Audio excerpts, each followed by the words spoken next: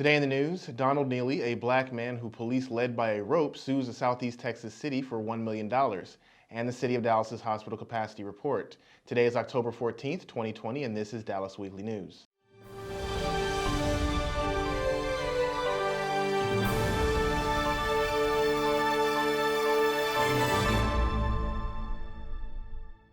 Hello, I'm your host, Patrick Washington, and this is Dallas Weekly News. A black man who was led by a rope by two white officers on horseback has sued a Southeast Texas city and its police department for $1 million, saying he suffered humiliation and fear during his arrest. A lawsuit filed last week in Galveston County District Court on behalf of Donald Neely alleged the officer's conduct was, quote, extreme and outrageous, unquote, both physically injuring Neely and causing him emotional distress. Photos of the August 19th encounter showed Neely being led by the officers on a rope linked to handcuffs, reminiscent of pictures showing slaves in chains.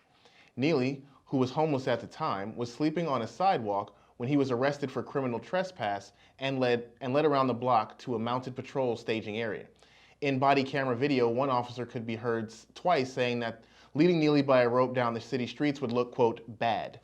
The lawsuit accused the city and the department of negligence and stated that the officers should have known Neely would consider it offensive to be led on the rope, quote, as though he was a slave, end quote. In a statement at the time, Police Chief Vernon Hale called the tactic a, quote, trained technique and best practice in some scenarios, unquote. However, he said he believed his officers showed poor judgment, adding the department since changed its policy to prevent use of the technique.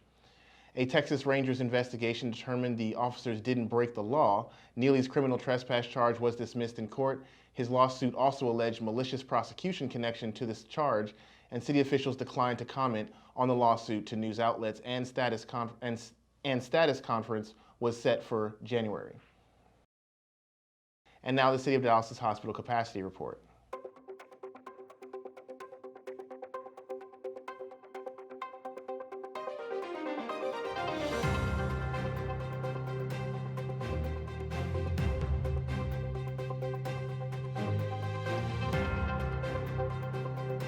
This has been Dallas Weekly News. I'm your host, Patrick Washington. You can find these and more stories at dallasweekly.com.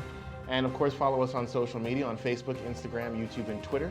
And as always, if you can, please stay home, stay safe, and we will see you again tomorrow.